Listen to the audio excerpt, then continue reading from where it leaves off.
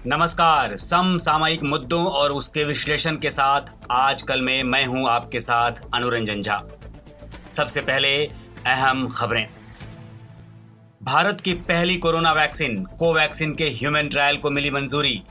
ICMR और Bharat biotech ने बनाया है ये टीका। कोरोना काल में प्रधानमंत्री नरेंद्र मोदी का छठा संबोधन। नवंबर तक भारत के 80 करोड़ लोगों को मिलेगा मुफ्त अनाज। अनलॉक के दौरान देशवासियों की लापरवाही से नाराज दिखे प्रधानमंत्री। चेताया हल्के में न लें कोरोना महामारी। और कांग्रेस नेता राहुल गांधी ने कहा सरकार न्याय योजना जैसी स्कीम लाए, हर महीने गरीब परिवारों के खाते में 7,500 रुपए डाले, भाषणों से नहीं चलेगा काम। अब खबरें विस्तार से। देश में कोरोना की पहली वैक्सीन कोवैक्सीन के ह्यूमन ट्रायल को मंजूरी मिल गई है। इस वैक्सीन को हैदराबाद की फार्मा कंपनी भारत बायोटेक ने Indian council of medical research यानी आईसीएमआर और national institute of virology Pune के साथ मिलकर बनाया है। Drug controller general of India ने कोवैक्सीन के इंसानों पर परीक्षण को मंजूरी देते हुए ये कहा कि इसके प्री क्लिनिकल ट्रायल कामयाब रहे हैं। इंसानों पर ट्रायल जुलाई में शुरू होंगे। भारत बायोटेक की ओर से जारी बयान के मुताबिक वैक्सीन को हैदराबाद के जीनोम वैली में हाई कंटेनमेंट फैसिलिटी में तैयार किया गया। कंपनी के चेयरमैन और मैनेजिंग डायरेक्टर डॉक्टर कृष्ण एल्ला ने कहा, हम कोरोना वैक्सीन की घोषणा करते हुए फख्र महसूस कर रहे हैं। ये देश में तैयार होने वाली कोरोना की पहली वैक्सीन है। इसे तैयार करने के लिए हर जरूरी तकनीक की मदद ली गई है। भारत बायोटेक के अलावा देश की 5 और फार्मा कंपनियां वैक्सीन तैयार करने में जुटी हैं। पूरी दुनिया में तकरीबन 120 वैक्सीन पर काम काफी आगे बढ़ गया है।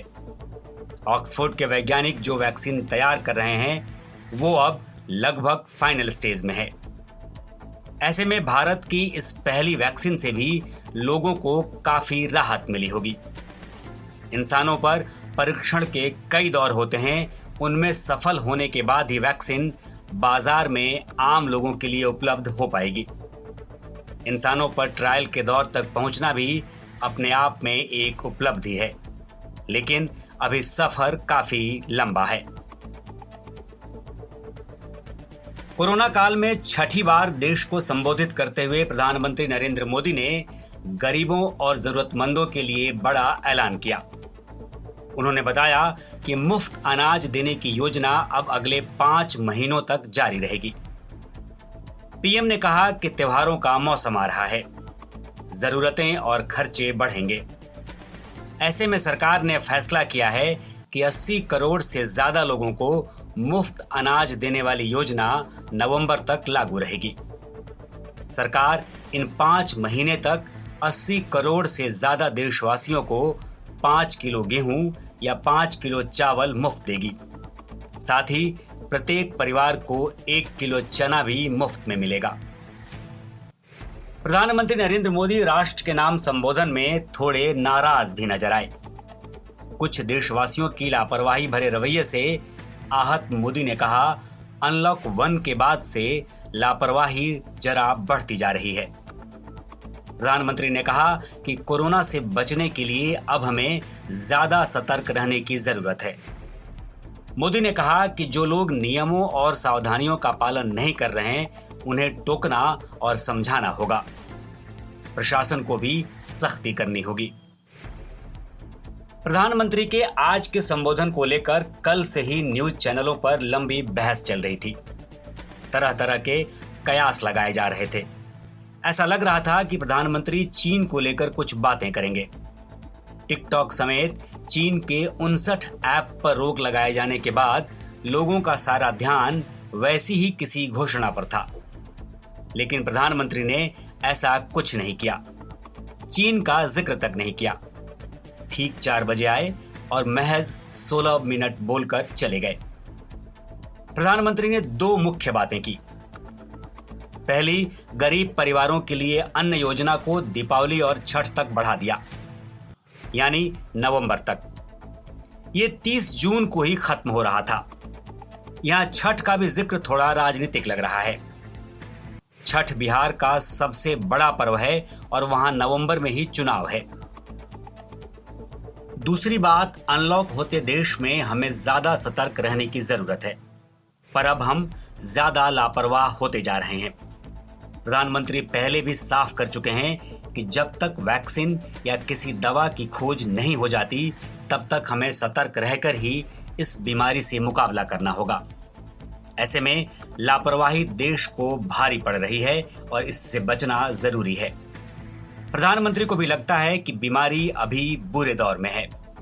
जाहिर है, इस दौर में सबसे ज्यादा जरूरत लॉकडाउन की थी, लेकिन पहले ही लॉकडाउन किया जा चुका है, इसलिए अर्थव्यवस्था को पटरी पर लाने के लिए अनलॉक का दौर शुरू हुआ है।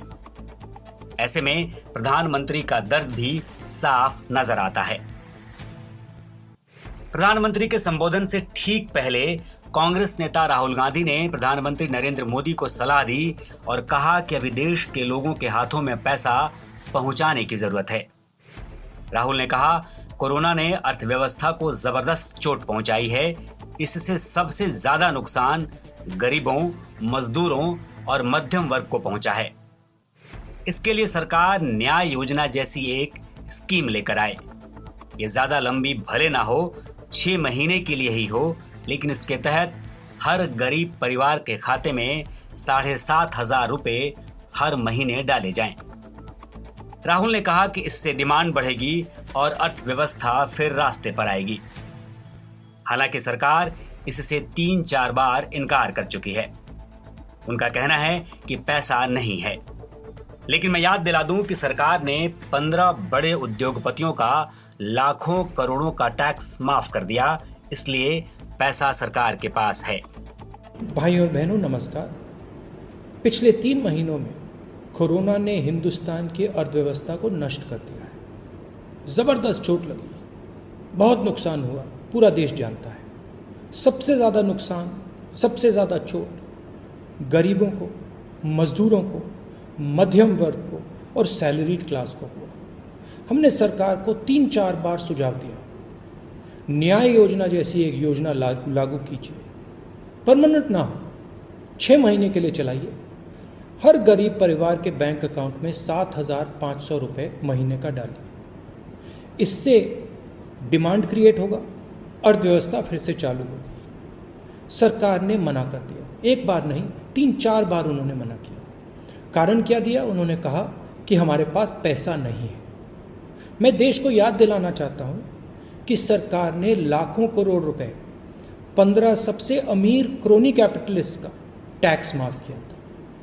और पिछले 3 महीनों में नरेंद्र मोदी की सरकार ने पेट्रोल और डीजल के दाम बढ़ाए हैं। 22 बार उन्होंने पेट्रोल और डीजल के दाम बढ़ाए हैं।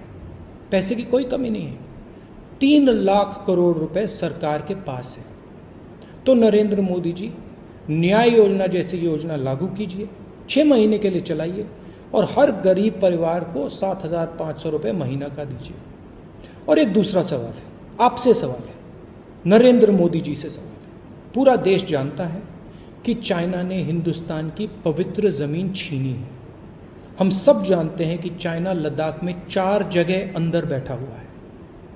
नरेंद्र मोदी जी, आप देश को बताइए, चाइना की फौज को आप हिंदुस्तान से कब निकालेंगे और कैसे? धन्यवाद। जय हिंद।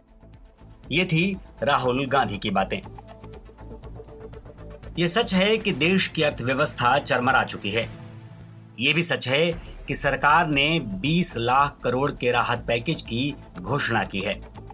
लेकिन साथ ही ये भी सच है कि जरूरतमंदों के पास अभी तक राहत जिस तरह पहुंचनी चाहिए वैसे नहीं पहुंच रही। गरीबों के लिए इन तमाम राहत पैकेज के साथ साथ सबसे ज्यादा जरूरी उन मध्यम वर्ग को राहत देना है जो इस तबके का पेट भरने का माध्यम है और सरकार को टैक्स भी अदा करता है। ऐसे में मध्यम उद्योगों और टैक्स पेयर्स को बड़ी राहत देने की जरूरत है, जिससे देश में बेरोजगारी पर काबू रखा जा सकेगा और अर्थव्यवस्था को सुचारू तौर पर चलाया जा सकेगा। आज के आजकल में इतना ही।